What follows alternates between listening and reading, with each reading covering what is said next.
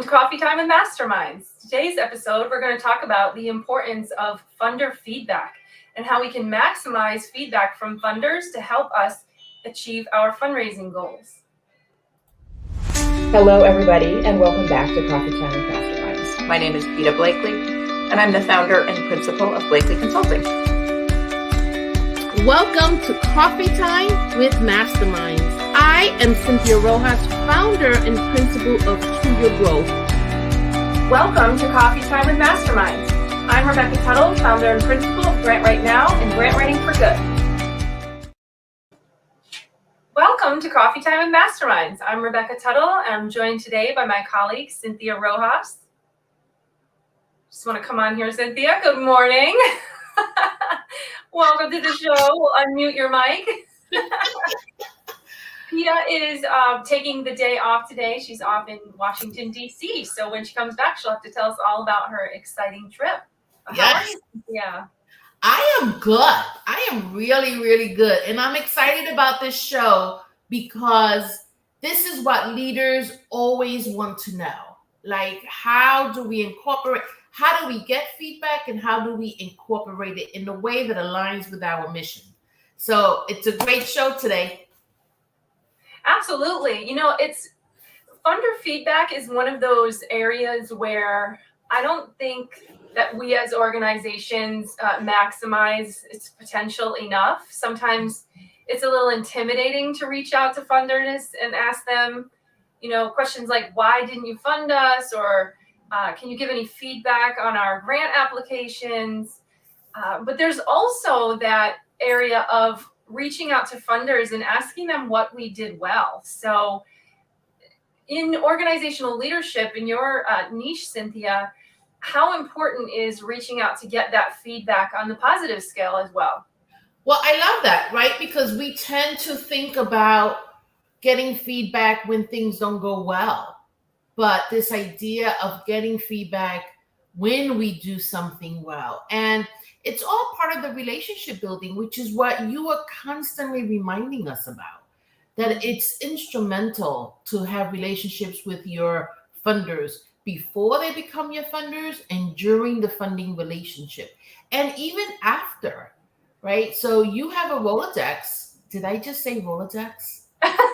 Yeah, but that's okay. I said Rolodex. I bet you half of our viewers have no idea what that is. But you have a long contact list of funders in your, because you specialize in grant writing, and you maintain your relationships. And so if there's anything I've learned from you, is maintaining, keeping, and building that relationship is key, even when they're not your funder. Absolutely.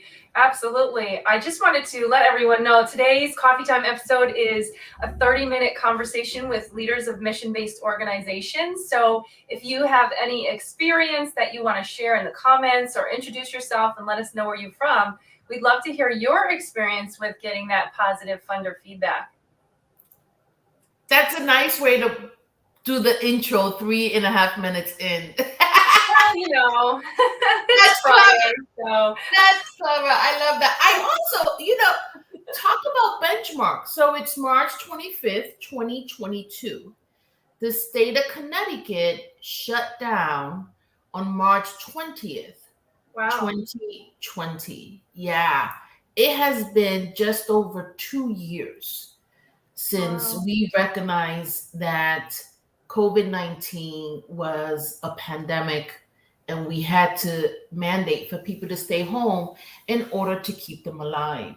And so the reason why that's so big for us, for you, myself, and Peta, is that we started this show because of the pandemic.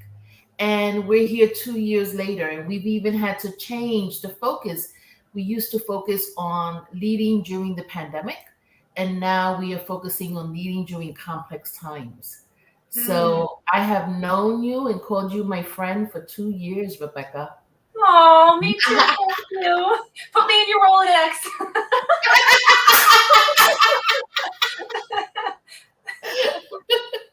I know, it's crazy to think about. But with that transition, with the adaptation, we spent a lot of time talking about adaptation and new norms. But with that also came changes in funding. And I saw it just in my work alone, a tremendous amount of new opportunity to be able to gather and collect funder feedback, to have more conversation with funders where it used to be a very strict process. Now it's gotten a little bit more flexible because of COVID. So the ability to nurture and grow relationships with funders and get that critical feedback has been, I think, easier since the pandemic. Yes, yes. Also knowing, so funders also have focal areas, they also have vision, they also have a mission, right? And through these conversations, you are able to see if your mission and vision aligns with theirs. And this is important because I had an executive director tell me, "Oh, I can't go to that funder because they're only funding COVID related things." However, Mm. her programming changed because of COVID. She expanded her audience. We did a community survey, and the respondents said how well of a job they did during COVID. In my eyes, she should be part of the pool of people who get funding because of COVID. I think she was thinking food bank, right? Oh, Those kinds of funding. But if you know your funders, you know what they are, what their vision is. So that's another important reason. interestingly, I find that when organizations are unsure or they sort of put that stop up of, well, we don't really fit into the COVID priorities with the funder, so we're not going to attempt to apply. I think oftentimes it's because organizations don't understand or don't know necessarily how to clearly articulate the ask. And that's where the feedback comes in, because if you're unsure of how to articulate how you fit in or what you would ask or how you formulate your narrative, the opportunity to outreach in advance of your proposal to a program officer and ask questions and talk it out with them, they're more than willing to do that, I would say, in 99% of the cases. And taking advantage in a courteous way of reaching out to those program officers, to those foundations ahead of your application, can help clarify some of those unknowns. And it's interesting because, so I write grants for clients all over the country, and the way that grants are written on the West Coast is drastically different than the East Coast. Even the fundraising approach in general, it goes without saying that you will reach out to foundations before you apply for grants and before you submit for capacity building and other funding. On the West Coast, that's just common practice for them, and it's highly expected of from the funder for applicants to do that. Whereas I think on the East Coast, we're a little more timid about doing that, about following that process, even though funders are saying, give us a call, here's the Q&A, submit questions, we're here to help you. So it's really interesting to see the different dynamics and the different approach. I didn't realize that the coaches were so different. Mm-hmm. I'm It's totally really East Coast. I'm totally East Coast. Yeah. When I first started working in the nonprofit sector, I was intimidated by funders, and so I was one of those people that you're talking about. It's totally cultural. Totally cultural. I didn't realize that. It's really interesting. And it's also a great way to meet program officers, to meet foundations, get to know them, because even if you're reaching out to, let's say, 3 foundations, but you're not quite sure about one of them you're like, this really is a right fit for us, we're going to go ahead and apply. And the other one might be something that you're forecasting later, so we might apply in the future. Reaching out to 3 different program officers with 3 different funds and having conversations with them is not only educational, but it's a great way to introduce your organization to different foundations and learn more about their work while they're at the same time learning about your work. And even if they can't fund you, or you received a declination letter, they might recommend you to other foundations within their networks. So feedback isn't limited just to are we a right fit to apply, or why did we receive a declination? It's also, do to have the opportunity to ask those foundations questions to help navigate your path for forward funding, if that makes any Yeah. sense. Yeah, no, I love that. Funders are a pool of resources. Oh my, could they help us with so many things? And so I love that you're saying use them for that as well, not just for getting feedback on your application or on your proposal. One thing that I think we could also one reason why we're having this conversation is that this is the series on learning, right? How can you become a learning organization? And um, the steps to that is getting feedback, making sense of it. So lots of sense making, which are conversations about really looking at stuff and asking and um, and then using that information to be better, to do things a Mhm. different way, or to articulate why you're doing something. So you don't always have to change what you're doing.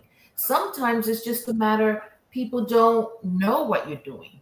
And so you don't want a funder to learn about you for the first time through a piece of paper. Right, right. So And you if you want do, you have to have a really, really tight persuasive narrative, which is tough. It's really tough. I mean, even what some would consider the simplest form of grant writing is still difficult because we are now, the amount of funding available has grown exponentially since the pandemic. So now there's more what you would call competition in the space to apply for funds.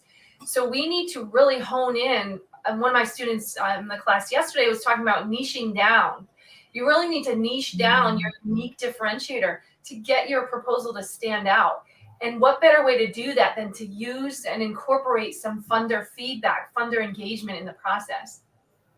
Yeah, and it's not just COVID, right? A lot of funders also want to make sure that they are practicing equitable practices in their funding.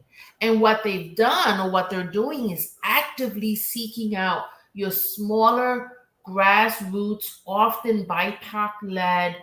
organizations to make sure that they are at the table and that they understand that they too are eligible for funding and really working with them to understand that part of the work. Grassroots organizations tend to struggle because they're less institutionalized. They don't have a development director. So this push toward equity and funders really looking at trust-based philanthropy and focusing on diversifying their pool of grantees has created a lot of change, and the competition is higher as a result. You could be competing with someone who's never been funded, but because of very intentional outreach, that person is now in the pool of candidates. Absolutely. And funding that's out there isn't just limited to grant applications. There are direct donations, there's legacy giving, there's a whole portfolio of development. And what I've found with a lot of our clients is that we'll apply for funding for grants, and then the program officers will reach back out and say, there are other funds within our foundation that we would like you to write up a letter of introduction so that we can pass it along to some of the other donors within our foundation. And we have actually gotten matching gifts that way. We've gotten the same amount, if not greater, than we've gotten from the grant applications we've submitted. So never underestimate just how much your message carries when you speak with a foundation officer, speak with a donor, or submit your applications and interests. Even your letters of interest can carry Yeah. quite a bit further than just that initial approach. So it's fantastic. I think what funders are doing is extremely generous, but it's been a fantastic transition in that realm. If we could look on the brighter side of COVID pandemic. Oh yeah, there are a lot of good things that have come out of this pandemic. And there were 2 points. I need to start writing stuff down because I'm getting to that age where it just flees out of me. Oh, Rebecca, have you ever intentionally applied for something, assuming you weren't going to get it the first time, but you would lose using it as a learning tool to then improve your application the second time? That's a really good question, Cynthia. I don't think that I've ever applied knowing we wouldn't get it, but rather we applied knowing it might be a long shot. So, and using that experience to make improvements in the next round, absolutely. Yes. And also using that experience, and by using, I mean in a functional, respectful way, using that experience to introduce our organization to the funder. And another example I can give you is we may have applied for a grant under a community heading, whereas maybe it was more of a right fit for a neighborhood investment grant. And so the funder actually, with their feedback, they directed us to apply next time for the neighborhood funding because we didn't really fit within the community header of that particular fund. So that's a really smart way of navigating your grant portfolio. I'm really glad you brought that up. Yeah. So I have heard of individuals doing that, and I thought, wow, what a great way to incorporate learning, right? So they didn't put the grants in their budget. There was no expectations except that they would get feedback. And it was the type of funding application where it's based on a point system. Mm-hmm. And so they get like really concrete feedback in terms of the number of points that they lost. Mala Sao has a couple of comments in the comment page, but before this one, she had mentioned promote is what my boss always says. Yes, we have to promote our organizations, and every time you submit an application, you are promoting your mission and vision. Absolutely. Okay. Absolutely. And it should be consistent across all media, all modalities. So what you're writing on the page should be what your website says, should be what your letters of interest say. That's really important, especially if you have outdated information or programs that you no longer run. You really want to be on top of how you're presenting your information and promoting your organization. That's a great point, Myra. Thank you. Yeah. And then, so even Myra has used it for interviews. So she's gone to an interview knowing she wouldn't get it for the practice. So the practice is important. The practice is important. I do want to say something about the website that you just mentioned, Rebecca. Sure. There was a time, right? So I love, Ma say, you know how I feel about interviews. Yes. So Ma is not fond of interviews. And so, getting that practice is really important.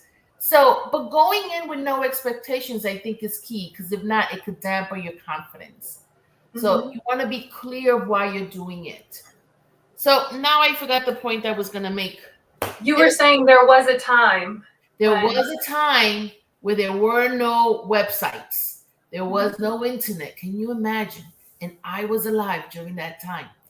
And so when we first started doing websites, the big deal was it was a way to get business, right? People would go on the internet, they would look up, they would put in some keywords, and your website would pop up. Well, now business development is done in a very different way, and it's much more targeted.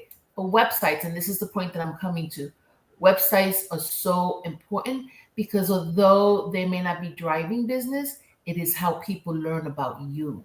Mm-hmm. And so you just made the point, Rebecca, about making sure that your website is updated.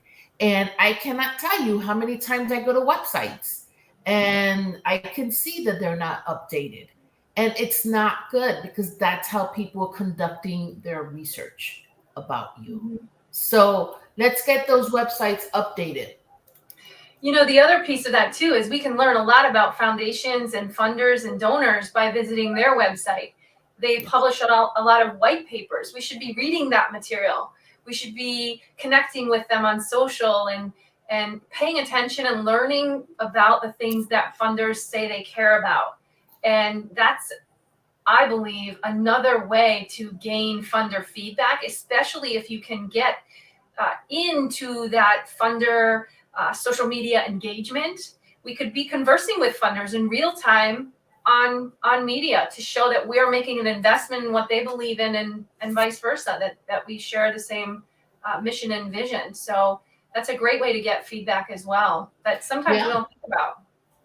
Well, let me ask you, Rebecca, what happens when, so we've been talking about funders. Let's talk about donors, right? Because many organizations have major donors.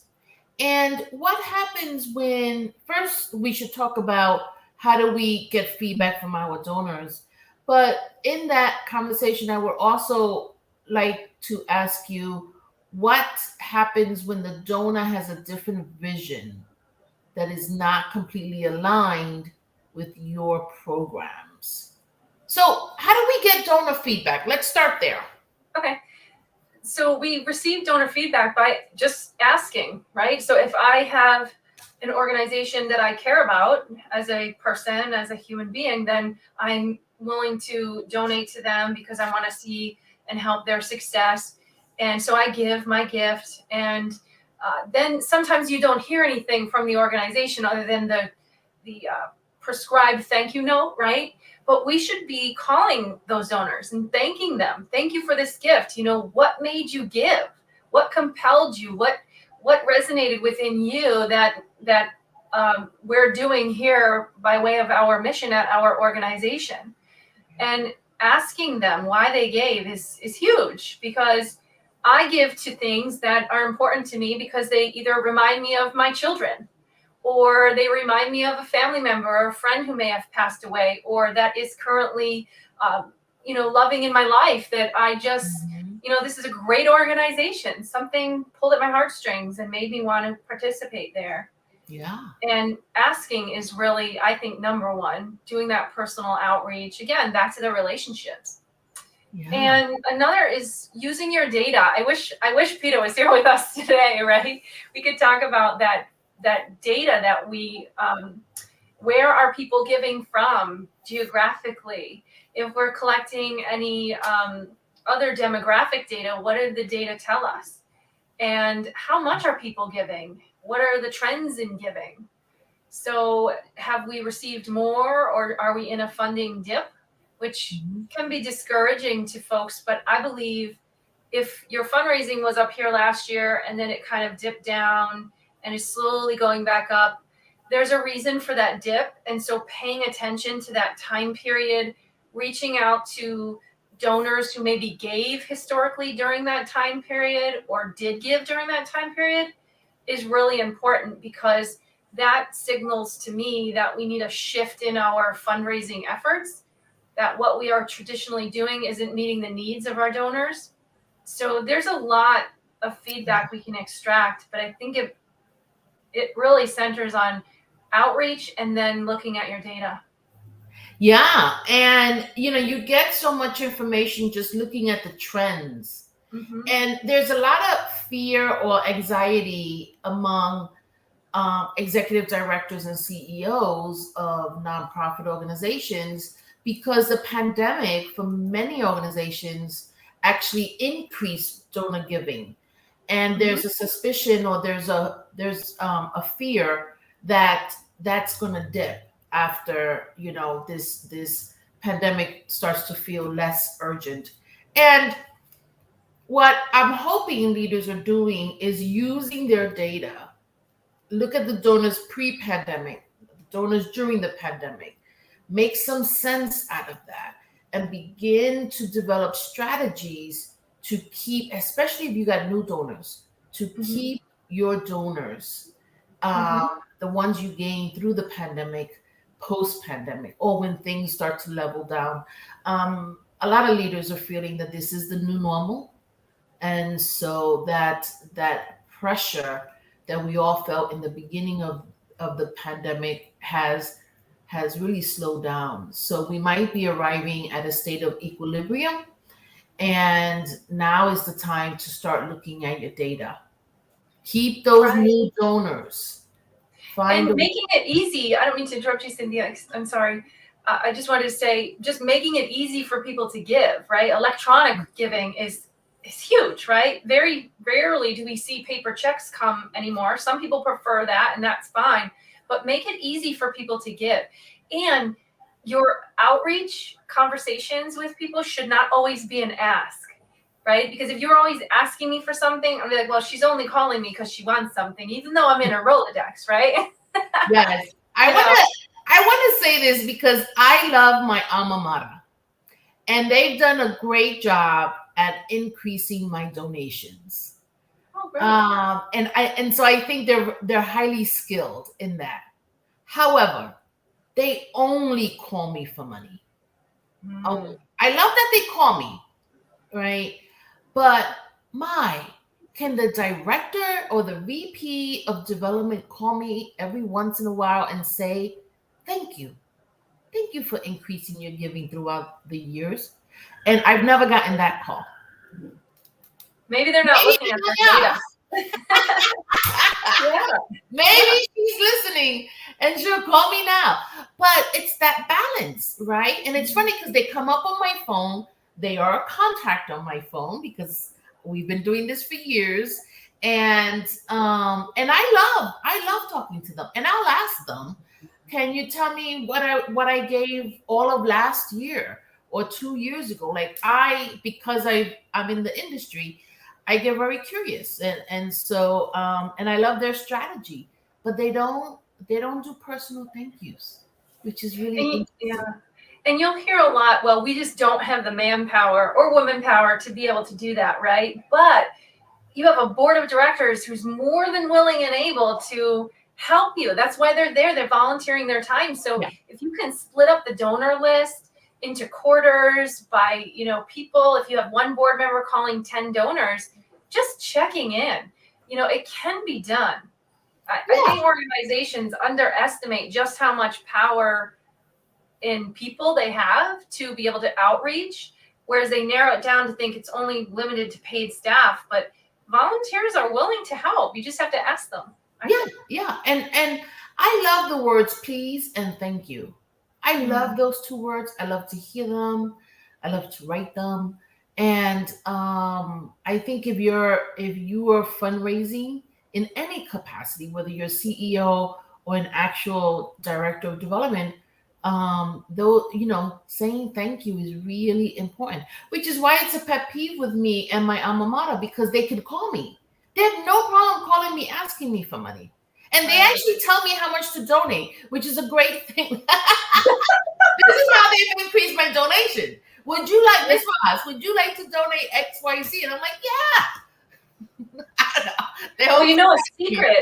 A secret to increasing giving is splitting the donation annually by month. So a lot of organizations have put on monthly giving. So if you give $25 a month or $100 a month, it adds up oftentimes to greater than you gave for that year annually, or that one-time gift. And it's also electronically processed oftentimes, so you kind of don't think about it as going out, There are so many clever ways that you can request support from individuals and organizations. Yeah, I just learned this weekend that there is a library. It is a free library that so far has every book that I have searched. It has millions and millions of books, and they have decided to do a fundraising campaign. So I think I used them 5 times, and I donated because I was like, oh my, what a wonderful resource. It's called zlibrary.org. And I'm going to write that down. Or maybe .com. It has academic journals and books. And I tell you, it's changed my life. And I'm mentioning this because it's aligned with what you're saying, Rebecca. They made it so easy. I went on the website to do some research, and on the top it said, you have used us 6 times. Are you finding us, I don't know, beneficial? If so, donate. Press the button and literally just my name, my credit card, and hit send. That's outline. that easy way to give. Yeah. Yes. So that's So- important as well. That's great. That's really great. And I hope everyone looks up that resource because I know I sure will. So thank you for sharing. Yes, So thelibrary.com or .org. We're at the 30-minute mark, but I know you had a second half of your question. So, oh yes, thank you. So what happens when you have a major donor, so you're talking big money, and their vision is not quite aligned with your programming? What's a CEO to do? That's a really difficult position to be in. I think it all depends upon that misalignment. Is it a new shift in your focus? Is it a new shift in the donor's focus?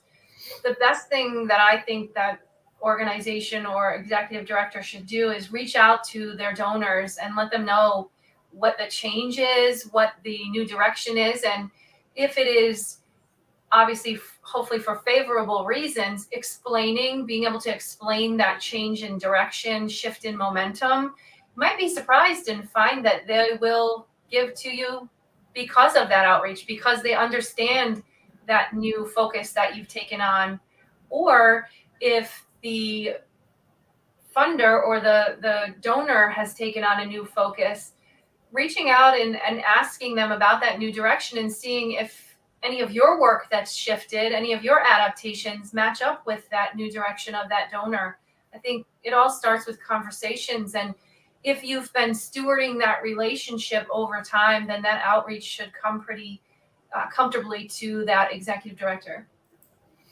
Yeah, that's good. That's good. I was thinking of an example, and I know we're over, and maybe we'll pick it up next week. But something like, what if you were providing some kind of training, and a donor came to you and said, "I want to fund your childcare during these trainings," and you're not ready to be licensed for that.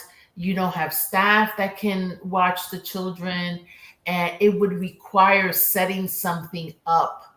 What happens in that scenario? Well, you're gonna have to watch us next week to get the answer. Yes, that's a juicy one. I can't wait to talk about it. Yes. All right, Rebecca, this has been fun. Mala Sal, thank you so much as always for joining us. I feel like you're part of our team. And Peter, please know, she's probably listening. Please know that we missed you, and we'll see you next week. Yay. Take care. Thank you, everyone. Bye-bye.